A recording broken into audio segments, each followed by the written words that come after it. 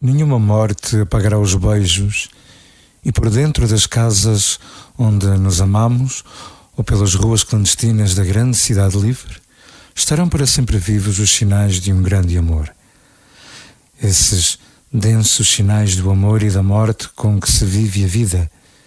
Aí estarão de novo as nossas mãos, e nenhuma dor será possível onde nos beijamos. Eternamente apaixonados, meu amor, eternamente livres.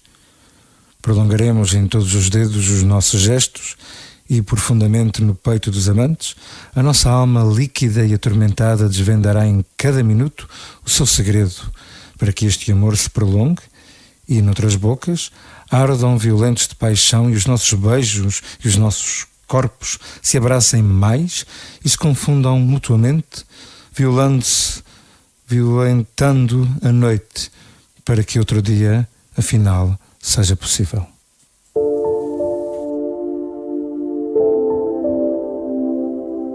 Poemário. Divulgação de poetas açorianos. Terça-feira, 18 de abril, a rubrica que vem aqui e que é possível pela realização e apresentação do Luís Costa. Bom dia, bem-vindo, Luís. Bom dia, Adília. Bom dia, ouvintes do Rádio Clube de Angra. Bem-vindos ao Poemário. Hoje começamos assim desta forma, com o poema Nenhuma Morte Apagará os Beijos. E porquê? Porque ontem faleceu o poeta e artista plástico e publicitário Joaquim Pessoa, autor de poemas como este que eu acabei de ler e como outros dois muito conhecidos, Lisboa, Menina e Moça, e Amélia dos Olhos Doces. Faleceu aos 75 anos, vítima de doença prolongada. E pronto, menos um poeta, mas ficará a obra dele para sempre. Ficou na boca de Carlos do Carmo durante muito tempo. E Amélia dos Olhos Doces, não sei quem é que cantava. Estava eu para te fazer essa pergunta precisamente agora. Não sei quem é que cantava, mas eu lembro, não vou também cantar, não vou estar aqui a mostrar os meus dotes. Para não envergonhar os verdadeiros artistas, não é? Não queríamos fazer isso.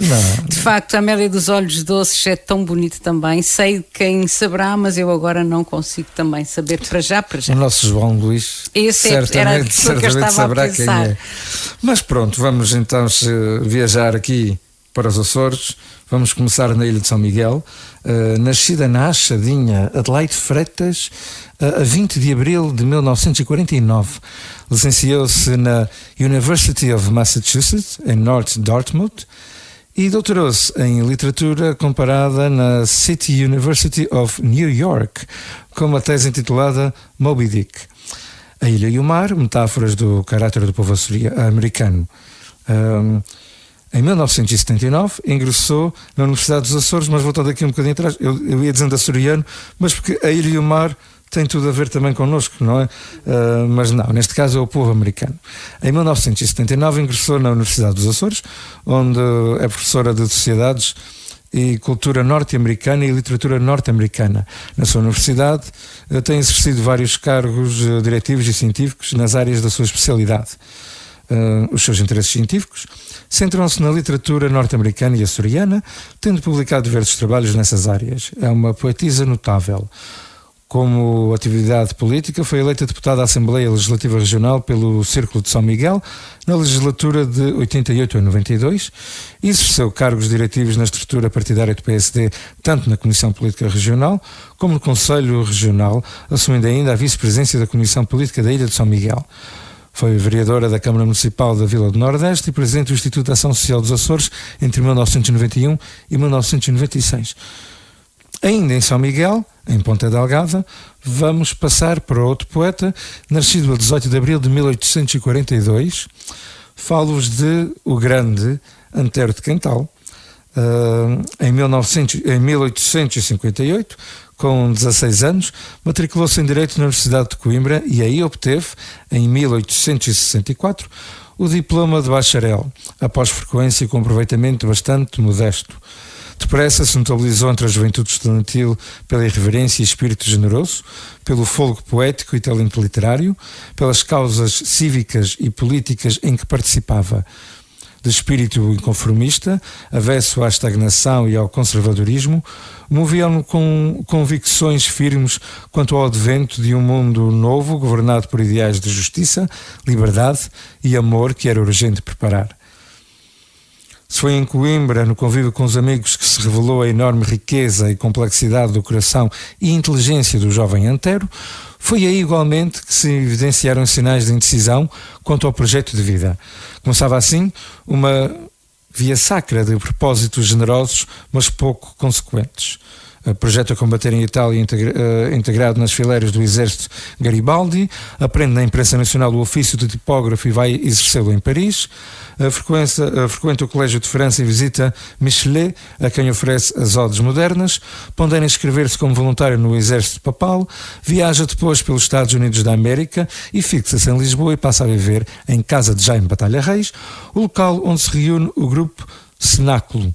Para trás ficavam as pugnas da questão coimbrã, os assomos iberistas proclamados no opúsculo Portugal perante a Revolução de Espanha e a criação, em parceria com essa de Queiroz, do satânico Carlos Fradique Mendes, o poeta da escola de Baudelaire, autor dos poemas de Macadam.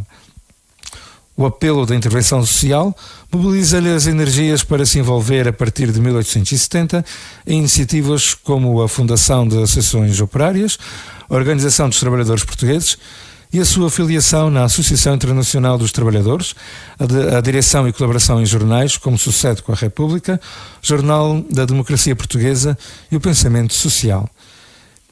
É ainda no decurso destes anos frenéticos que se ocupa do programa para os trabalhos da geração nova, chamando assim o estatuto de guia espiritual da geração a que pertence.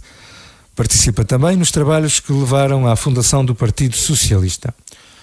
Com o ano de 74, chegava a gravíssima doença nervosa para a qual procurou assistência nos cuidados médicos de Sousa Martins, Corri Cabral e Charcot. Por causa dela, foram abandonados vários projetos, ao mesmo tempo que se intensificavam as interrogações filosóficas sobre a existência, adensadas pelas sombras do pessimismo. Intermitentemente, o poeta, o prosador e o cidadão continuam ativos. A residir em Vila do Conde desde 1881, para não haver aqui confusão, não é? Já passou mais de um século, aí encontrou a calma propícia à meditação filosófica sobre questões morais e intelectuais que ocupam insistentemente. O seu derradeiro ato de intervenção cívica foi aceitar a presidência da Liga Patriótica do Norte, função para a qual o propusera o amigo Luís de Magalhães. Participava assim na Comissão Patriótica que abalou o país após o ultimátum inglês de 11 de janeiro de 1890 e, igual a si mesmo, manifesta de modo lapidar a sua posição, o nosso maior inimigo não é o inglês, somos nós mesmos. E é uma grande verdade. Nem o inglês, nem o chinês, nem o brasileiro, nem quem quer que seja. Nós somos os nossos maiores inimigos. Pensava, havia muito, regressar aos Açores e aí fixar residência. Embarca efetivamente a 5 de junho de 1891, com destino a Ponta Delgada.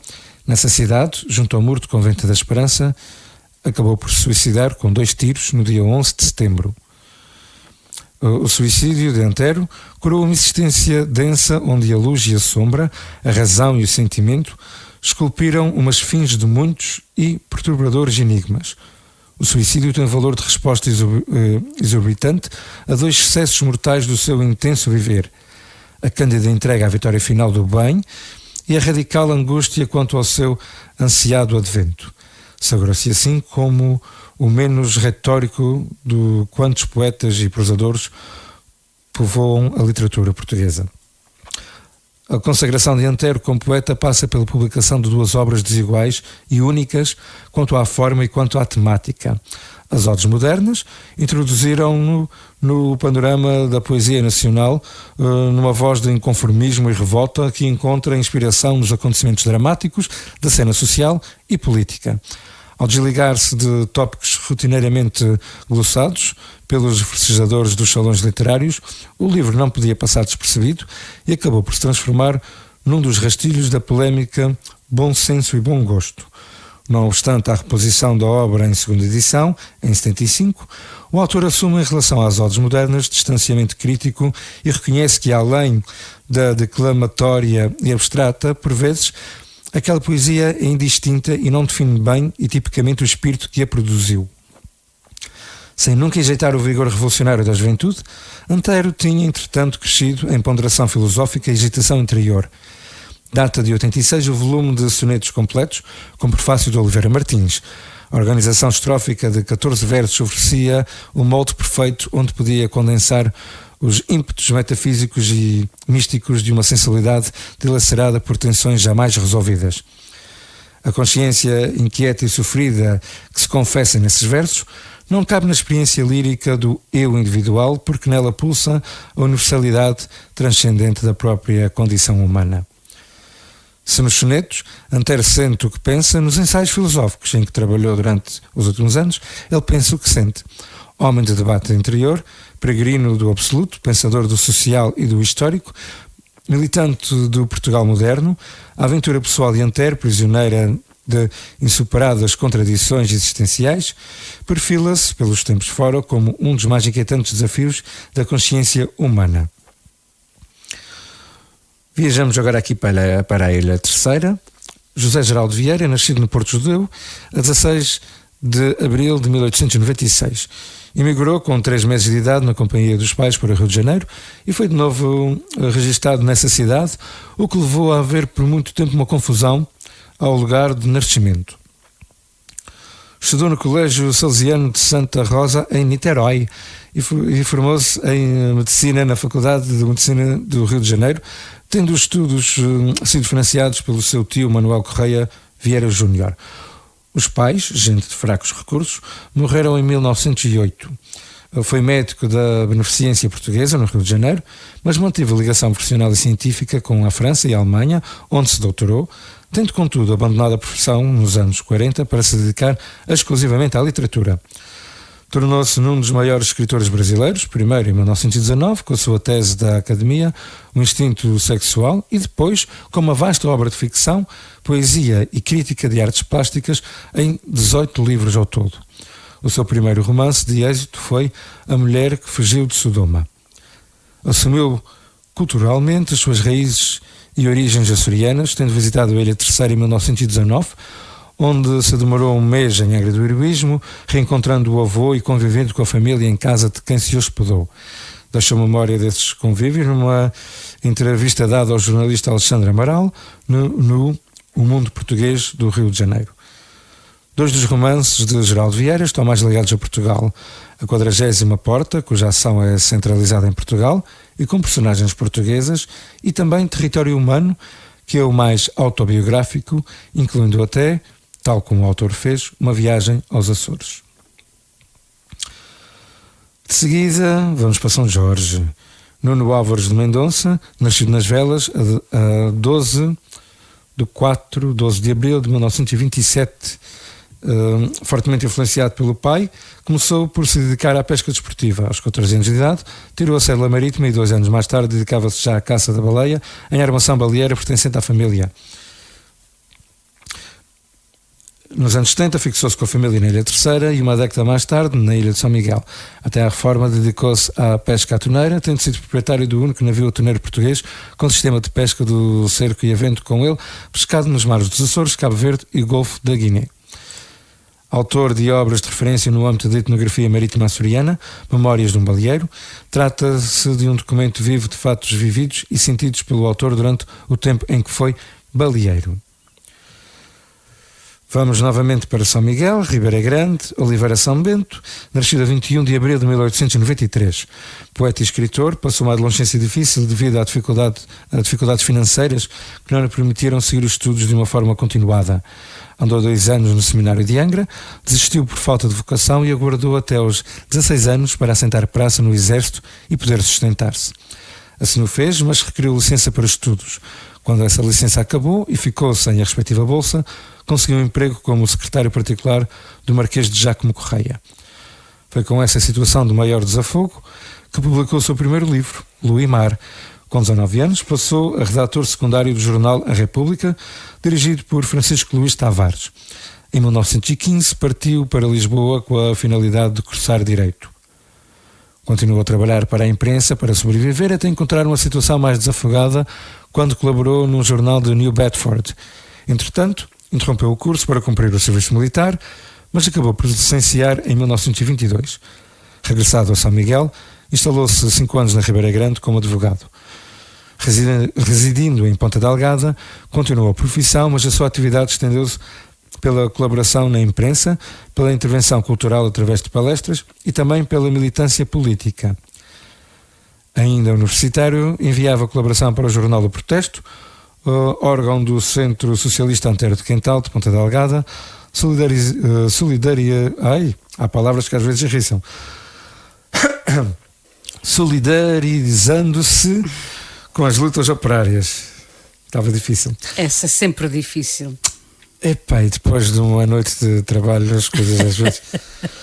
Estás desculpado. Mar Ribeira Grande foi membro da Comissão Municipal do Partido Republicano Português, bem como em Ponta Delgada, tendo sido candidato por este círculo em 1925. Com o fim da Primeira República, acabou por aderir aos ideais do Estado Novo. A poesia foi a sua grande forma de expressão, que cultivou ao longo da vida. Não só a deixou publicada em vários livros, como muitas outras ficaram dispersas por jornais e revistas, além de inéditos. A nível nacional trago um heterónimo. Neste caso, trago Alberto Queiro da Silva, criado por Fernando Pessoa, que, segundo Fernando Pessoa, nasceu a 16 de abril de 1889. Uma coisa engraçada em relação aos heterónimos é que Fernando Pessoa dava as características, como ele era muito ligado à parte de horóscopos, dava as características de certos horóscopos à data em que criava esses heterónimos. Okay. Portanto, neste caso, o Alberto Queiro é Carneiro, não é? Isto agora Abril, exatamente. É Carneiro. Portanto, sendo considerado um mestre ingênuo dos heterónimos, Álvaro de Campos e Ricardo Reis, e também do seu próprio autor, Fernando Pessoa, apesar de apenas ter feito a instrução primária. Foi um poeta ligado à natureza, que despreza e repreende qualquer tipo de pensamento filosófico, afirmando que pensar obstrui a visão. Afirma que, ao pensar, entramos num mundo complexo e problemático, onde tudo é incerto e obscuro. E, com toda a razão, quanto mais pensamos, menos fazemos. À superfície é fácil reconhecê-lo pela sua objetividade visual, que faz lembrar Cesário Verde, citado muitas vezes nos poemas de Queiro, pelo verso livre e pela linguagem simples e familiar. É um poeta de completa simplicidade e considera que a sensação é a única realidade.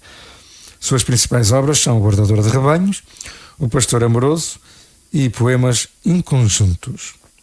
Mas realmente essa questão de pensar entramos num mundo complexo, entramos naquela questão que a Garcia diz que é o overthinking. É verdade. Em que vivemos 1001 coisas na cabeça e não fazemos uma que seja. É verdade. E o medo daquilo que nós pensamos que poderá acontecer poderá não acontecer. Não acontecer, e nós não avançamos porque tempo. nós próprios bloqueamos. É verdade.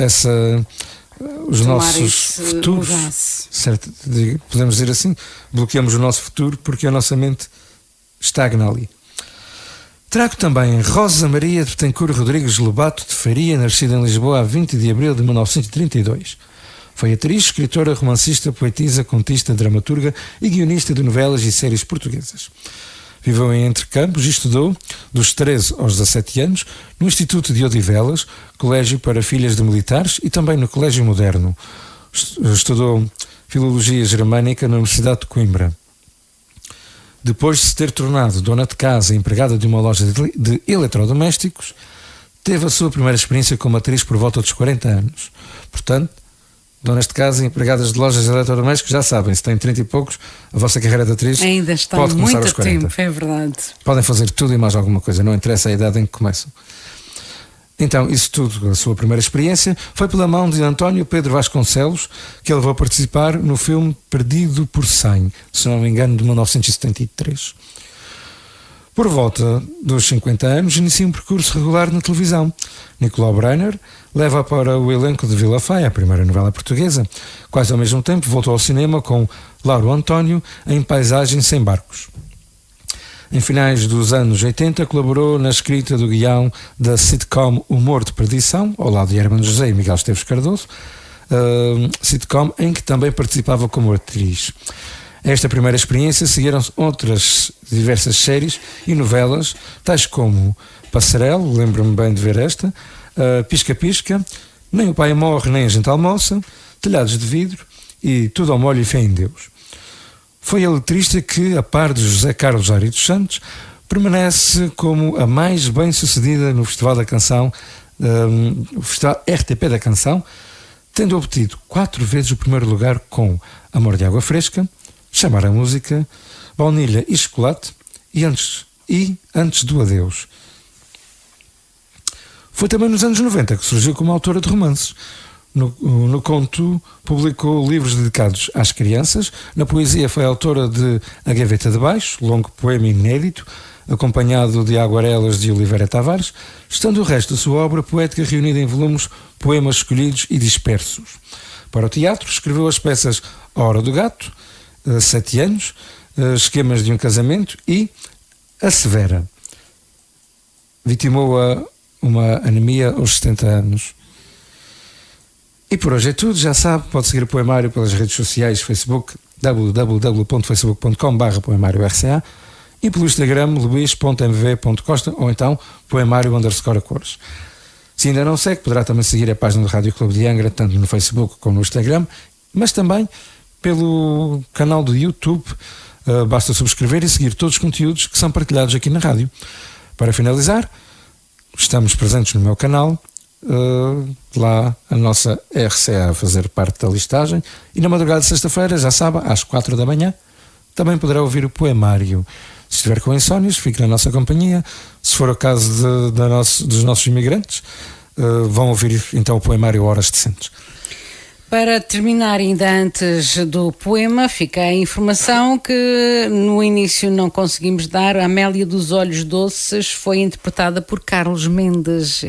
Carlos Mendes. Agora tudo se conjuga, não se consegue ver um sem o outro, o tema e o intérprete. Falta então saber de todos qual foi o poeta escolhido para trazeres aqui o poema final. Foi uma escolha fácil, foi Antero de Quintal. Antero, não poderia ser outra, claro. Com o poema Evolução. E vamos a isso. Fui rocha em tempo, e fui no mundo antigo, tronco ou ramo na incógnita floresta. Onda, espumei quebrando-me na aresta do granito, antiquíssimo inimigo. Rugi, fera talvez, buscando abrigo na caverna que assombra Urze e Giesta. O monstro primitivo erguia a testa no limoso paúl glauco pascigo. Hoje sou homem e na sombra enorme vejo, a meus pés, a escada multiforme que desce em espirais da imensidade. Interrogo o infinito e às vezes choro, mas estendendo as mãos no vácuo, adoro e aspiro unicamente à liberdade.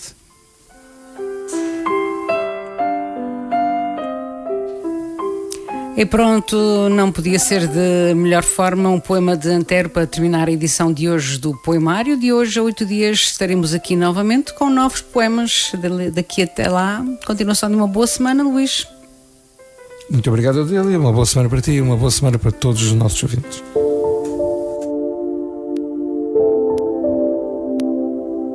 Poemário. Divulgação de poetas açorianos.